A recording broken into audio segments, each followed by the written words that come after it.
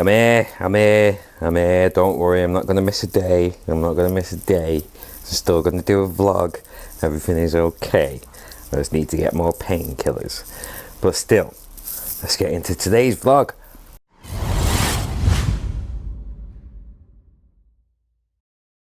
So today, obviously, it's a bit late in the day for the vlog. I'm trying to, minimize noise through the mic. The reason why I'm using my headset is it seems to be the best microphone that I've got in regards to dealing with this type of stuff, really. And I'm filming everything off my phone and stuff, so it just makes it a lot easier and that. But obviously today the vlog is a bit late in the day. I think it's evening time here in the UK and stuff. If you saw my tweet, I've been having a couple of complications today in terms of my back and painkillers, not having strong enough painkillers. There wasn't a morning vlog, so to speak, or at least I didn't do the vlog in the morning.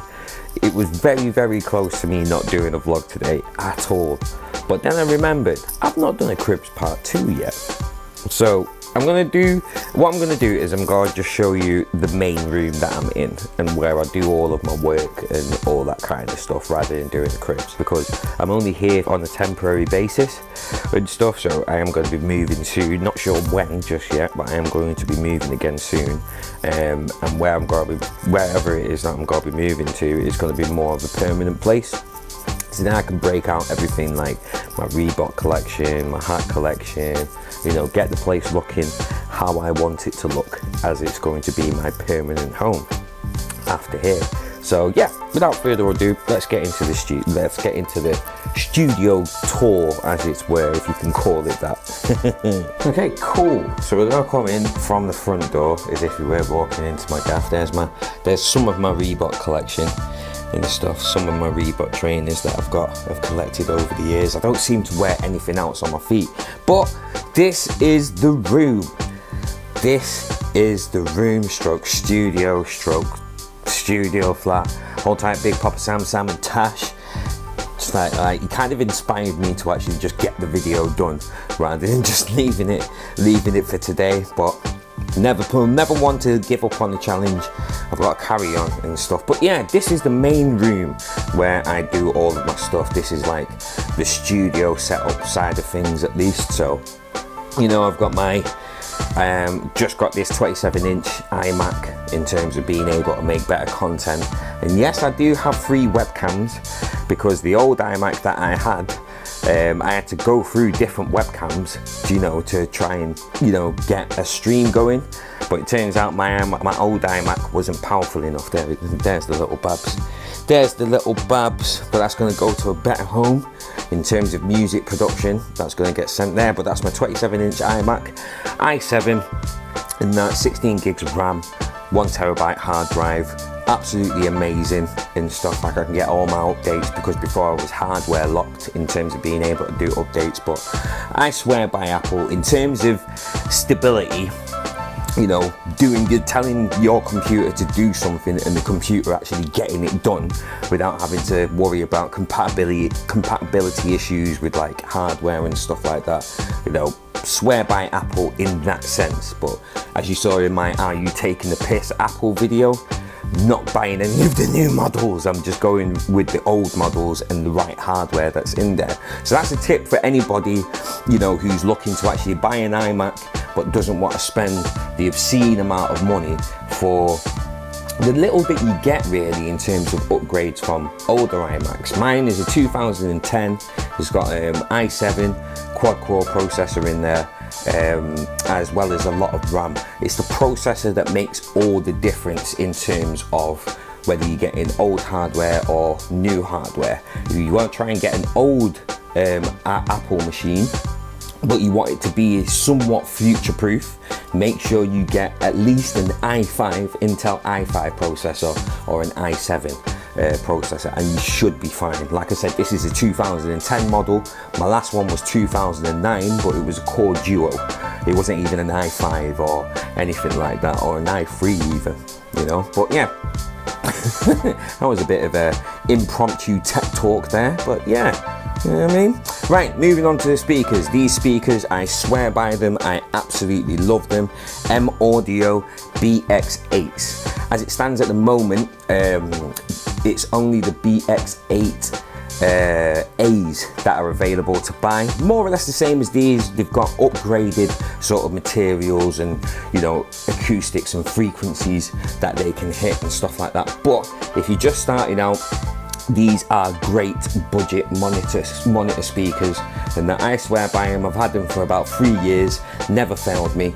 Absolutely love them. What I'll do is I'll try and put links in the description box below as well, so you've got links to be able to find any of the stuff that I'm talking about and that. Right, then we come to what I play all of my music on, like any kind of instruments, drums, anything like that. It's my keyboard, Alexis QX49 keys, so that's just 49 keys across there. Had this keyboard for about 6 years now, never failed me. Absolutely fucking buzzing. Just got a tweet saying that Iron Banner is on, so I need to get back onto that. But yeah, man, absolutely love this keyboard. I am going to upgrade at some point to either a Native Instruments keyboard or a Akai MPK. Either 49 or 61 keys, so I've got more range in terms of octaves and stuff like that. But absolutely love that keyboard. My sound card that I'm using is a Focusrite Sapphire. I think it's 28. Is it? Hold on, let me put it out. Put it out there. Sapphire Pro 26. There you go. That's the sound card that I'm using. Firewire, because I can't trust USB connections for the life of me. But Firewire, absolutely brilliant sound card. Preamps in there are absolutely fantastic. They bring so much warmth when you're recording vocals and stuff like that. So if you're a budding producer and you want a sound card that's going to last you, has enough inputs for you to be able to do what you want to do, because this has got, I think it's 8 inputs, 8 outputs, and 4 XLR inputs behind the back.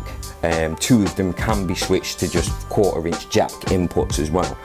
Brilliant sound card, swear by it. Gonna have it for a long time. And that, yeah, man, you know what I mean? Fidget spinners. You gotta have fidget spinners. I've got 3 for some reason, but you've gotta have fidget spinners. Next tool in my arsenal is my MPD18, my little drum pads for like when I'm doing drum loops and stuff like that. Again, something that's gotta be upgraded at some point soon, hopefully to an MPD 26 or a 226, which is the newest one that's got the LCD screen and all that kind of good stuff. Yeah, man, that's the bulk of everything that I use. Obviously, I've got my microphone over here, an SE, what is it? SE focus thing. SE 2000 mic, cost me about 250 quid for that mic. Beautiful mic, beautiful, love it. Then I've got my record deck, which is broken at the moment. I need to get a brand new one. But that's where I would sample all my records and stuff in terms of making beats and shit like that. I've got my podcast microphone just there. I end up using that for podcasts rather than the other one, or rather than my headset on my phone. Here's the Xbox station and stuff, my Xbox One.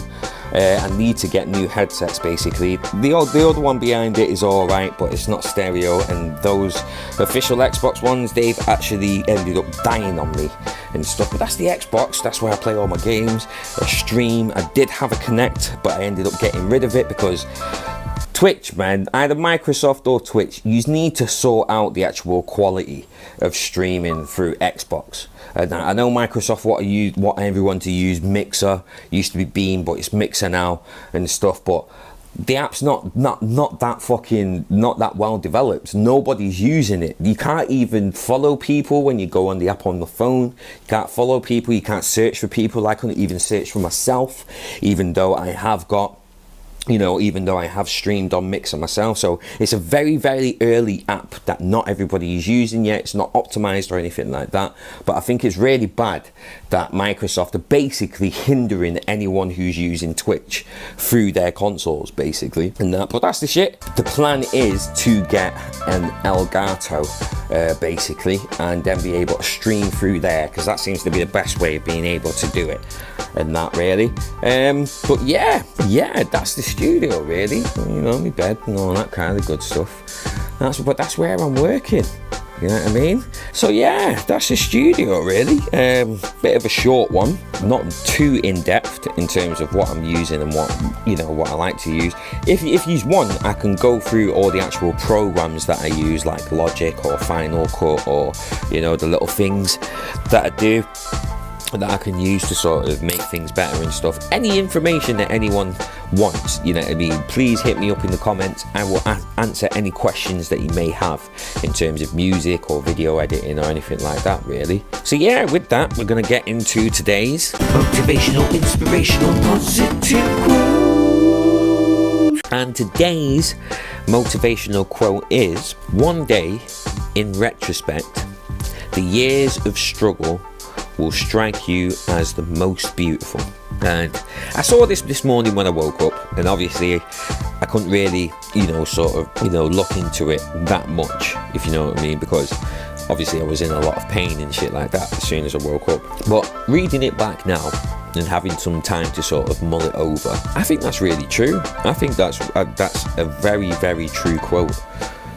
I look back at the times that I've struggled, and not all the times that I've struggled I'm going to perceive as being the most beautiful. But there has been times where I look back and things were a massive struggle for me, my family, but yet I can remember times during that struggle where we were the happiest. We tried our hardest to make ends meet. We tried our hardest to, find enjoyment in the smallest of things. So playing board games like, frustration and, things like that. I look back and I can see so many times where we've been resourceful, where we've been happy to just make do and struggle for a little bit in order to reach the goal that we need to reach, or reach the day that we're going to get paid and we can actually get things sorted out. Little things that we used to do, like dance choreography. We would come up with dance routines, all 5 of us and stuff as kids and stuff, and we made up our own ways of enjoying music. So instead of actually getting up and dancing and stuff, we would just rock back and forth to the beat. Do you know what I mean? My mum loved doing it. I don't know why, but my mum loved doing it, and it's something that ended up sticking with us. There's a lot of times that I can look back and I can see that we went through really difficult situations, but we found a way to not let it break us down, and I feel like that is a very beautiful thing. It's easy to be positive when everything is going great.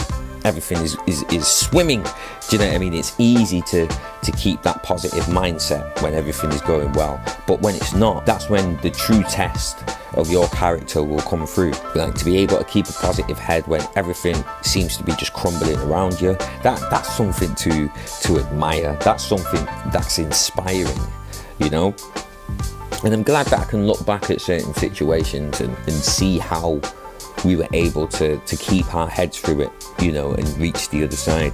So I do like that quote. I love that quote, actually. I think it's an amazing quote, and I think it's something that we as people should be able to sort of look back on and appreciate. I have a jumper that says trust your struggle. I sort of try and live by that mantra, because as much as it will be a struggle right now, it will get better. It will be worth it in the end, as long as you keep your head, keep positive people around you, keep positive thoughts in your mind. Don't dwell on things too much. Pot calling the kettle black, because I'm a person that overthinks everything. But speaking from experience, don't dwell on things too much. Try and see how it is that you can actually get out of the situation that you're in, or at least make it bearable, make it at least pleasurable for yourself. And the main thing being, don't give up, because that's when the struggle wins. That's when the problems win and they overtake you, you know what I mean? But with that, thank you very much for watching and listening. I hope you enjoyed the video and the little studio tour, whatever you want to call it. I hope you've had an amazing day, because it is late in the day now, or you're about to have an amazing day. But as always, take it easy, and blessings to you all. Tiger uppercut.